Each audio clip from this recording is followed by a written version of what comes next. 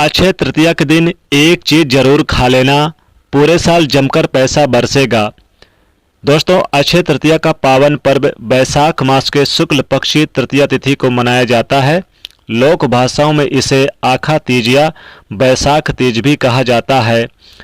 त्रेता और सतयुग का आरंभ भी इसी तिथि से हुआ था, इसलिए इसे महान तिथियों में कहा जाता है।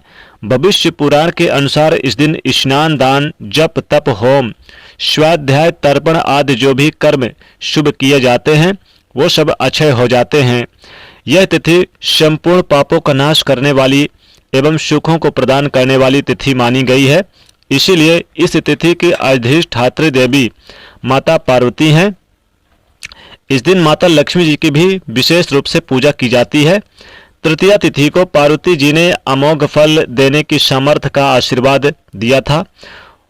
उस आशीर्वाद के प्रभाव से इस तिथि को किया गया कोई भी कार्य निष्फल नहीं होता। व्यापार आरंभ, गृह प्रवेश, वैवाहिक कार्य संपन्न, अनुष्ठान, दान, पुण्य, पूजा पाठ अक्षय रहता है, अर्थात कभी भी नष्ट नहीं होता। इसलिए इस दिन किए जाने वाले अनाचार, अत्याचार, दुराचार आदि के कारण होने वाले पाप कर्म इसी तरह अच्छे रहते हैं। इसलिए शास्त्रों का मत है कि मनुष्य को इस दिन बहुत सावधानी से स्वयं नियम के अनुसार रहना चाहिए। कहा जाता है कि आज के दिन मनुष्य अपने स्वजनों द्वारा जाने अनजाने में किए गए अपराधों की सच्चे मन से ईश्वर से क्षमा प्रार्थना करे तो ईश्वर उसके अपराधों को क्षमा कर देते हैं और उसे सद्गुण प्रदान करते हैं। अतः आज के दिन अपने दुर्गुणों को भगवान के चरणों में सदा के लिए अर्पित कर दें और उनसे सद्गुणों का वरदान मांगने की भी परंपरा है। अक्षय तृतीया स्वयं सिद्ध मुहूर्त है रूप में यानी इसका महत्व है। इस दिन बिना पंचांग देखे इस दिन आप कोई भी शुभ और मांगलिक कार्य जैसे विवाह, गृह प्रवेश, मुंडन, जमीन भूमि का पूजन वगैरह या खरीदारी करना, वाहन खरीदना, सोना चांदी खरीदारी करना, ये संबंधित सभी कार्य किए जाते हैं। धर्मराज को इस तिथि का महत्व बताते हुए भगवान श्री कृष्ण कहते हैं, कोई भी स्त्री जो किसी भी तरह का सुख चाहती है उसे यह व्रत अवश्य करना चाहिए और नमक या फिर पूरी तरह से इन चीजों का त्याग कर देना चाहिए। स्वयं मैं भी इस व्रत को भगवान ने कहा कि करता हूं, भगवान शिव के साथ आनंदित रहती हूं। माता पार्वती ने कहा, विवाह योग्य कन्याओं और युवकों को उत्तम जीवन साथी की प्राप्ति होती है, यह व्रत करना चाहिए। यानी जिनका विवाह नहीं हुआ है, संतान नहीं हुआ है, वो जरूर करे। वो स्त्री इस व्रत को पुरुष के साथ अपने जोड़े के साथ जरूर करे। व्रत करने से उन्हें संपूर्ण सुख प्राप्त होते हैं। स्वर्ग के राजा इंद्र की पत्नी इंद्राणी इसी व्रत के पुण्य प्रताप से जयंत नामक पुत्र की मां बनी थी। देवी अरुंधति ने भी यही व्रत करके अपने पति महर्षि वशिष्ठ के साथ आकाश में सबसे ऊपर स्थान प्राप्त किया था।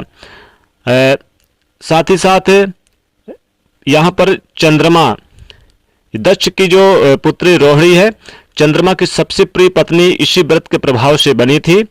इसलिए जीवन के सभी सुखों को प्राप्ति के लिए सभी स्त्री पुरुष इस अक्षय तृतीया का व्रत अवश्य करें।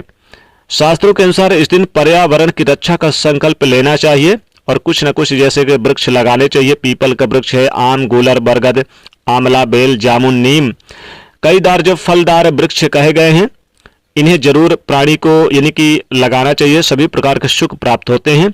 जिस प्रकार से अक्षय तृतीया को लगाए गए वृक्ष हरे भरे होने से फलवित होते हैं, उसी प्रकार से आपका जीवन भी फल फूलने लगता है।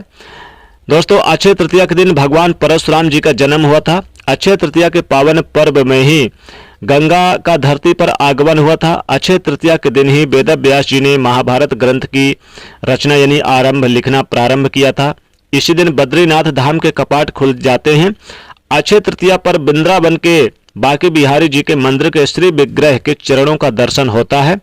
दोस्तों, साल 2025 में अक्षय तृतीया का पावन पर्व 30 अप्रैल 2025 दिन बुधवार को मनाई जाएगी। दोस्तों, इस दिन अक्षय तृतीया में कई शुभ योग का निर्माण हो रहा है। सर्वार्थ सिद्ध योग, अमृत सिद्ध योग भी बन रहे हैं। 30 साल बाद ऐसा दुर्लभ शुभ संयोग बन रहा है इस बार अक्षय तृतीया पर। अगर आप यह एक चीज खा लेते हैं अक्षय तृतीया के दिन तो माता लक्ष्मी जी की कृपा पूरे साल बरसेगी। दोस्तों, इन दिव्य और दुर्लभ संयोगों के चलते इस बार की अक्षय तृतीया पर किए गए दान पुण्य पूजन कई गुना अधिक फलदायी होते हैं। दोस्तों, अक्षय तृतीया के दिन भगवान विष्णु, माता लक्ष्मी जी के साथ भगवान शिव और माता पार्वती जी की भी पूजा करें, कुबेर जी की भी पूजा करें और इस दिन माता लक्ष्मी और श्री हरि विष्णु जी की पूजा जरूर करें। ब्रह्म मुहूर्त में उठें, सबसे पहले नित्य पूजन पाठ से निवृत्त होकर घर की साफ सफाई करें, घर को गंगा जल से पवित्र करें। गंगा जल से पवित्र करके फिर आप स्नान वाले जल में गंगा जल डाल के स्नान करें। इसके बाद इस दिन आप लाल या फिर पीले वस्त्र धारण करें। फिर भगवान विष्णु और माता लक्ष्मी जी की पूजा करें और उनके मंत्रों का जाप करें। इसके बाद फिर आप शुद्ध जल से स्नान करावे माता लक्ष्मी और भगवान श्री हरि विष्णु जी को। पूजा पाठ करने के बाद फिर आप यानी कि जो भी भोग स्वरूप आपने बनाए, जैसे खीर का इस दिन भोग लगाएं और साथ ही साथ इस दिन माता लक्ष्मी जी को उनके फल जो सबसे प्रिय फल हैं वो फल चढ़ाएं। और दोस्तों, इस दिन इन चीज़ों का सेवन जो आज हम हमको बताने वाले इन चीज़ों का सेवन जरूर करना चाहिए। जैसे कि अक्षय तृतीया के दिन सत्तू जरूर खा लेना चाहिए। सत्तू खाने की परंपरा आज से नहीं सदियों से चली आ रही है। सत्तू में चना, भुने हुए चने और जौ को भून कर इन दोनों का आटा बनाया जाता है और दोनों को मिक्स करके इसे सत्तू बनाया जाता है। तो सत्तू जरूर इस दिन अक्षय तृतीया के दिन खाना चाहिए। सत्तू खाने से अक्षय पुण्य फल की प्राप्ति होती है। साथ ही साथ अक्षय तृतीया के दिन सत्तू के अलावा खीर जरूर खा लेना चाहिए। खीर बना के आप अपने घर में, जैसे कि खीर, दूध की खीर और चावल की खीर बनाएं या फिर आप चाहें तो साबूदाने की खीर बना के पहले माता लक्ष्मी को भोग लगाएं, उसके बाद ही इसका सेवन कर लें। पूरे फैमिली के साथ सेवन करें।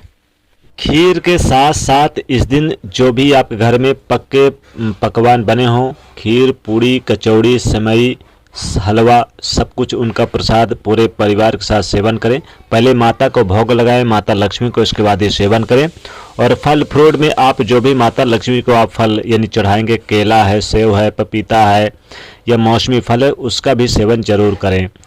साथ ही साथ सत्तू का सेवन जरूर करें। इन चीज़ों का सेवन करने से माता लक्ष्मी बहुत प्रसन्न होती है। तो दोस्तों, इन चीज़ों को जरूर खाएं आज अक्षय तृतीया के दिन। तो वीडियो को लाइक करें, ज़्यादा से ज़्यादा शेयर करें और चैनल को सब्सक्राइब करें। जय माता लक्ष्मी।